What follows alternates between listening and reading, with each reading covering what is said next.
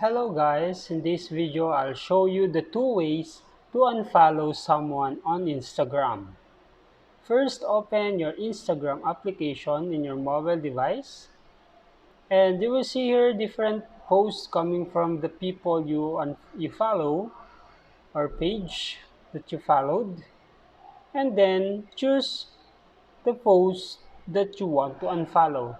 For example, this Jesus ROG. Tap this. And then, as you can see there's a button following. Just tap that button and choose unfollow. Okay, if you want to follow back, then tap that follow blue button.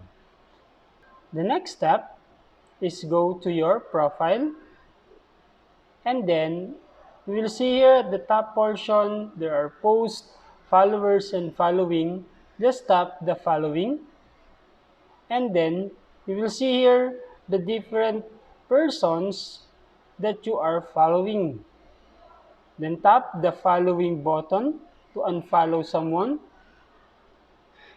Okay, that's it. I hope guys that this video helps you a lot. Thank you for watching and keep following for more video tips. Thank you.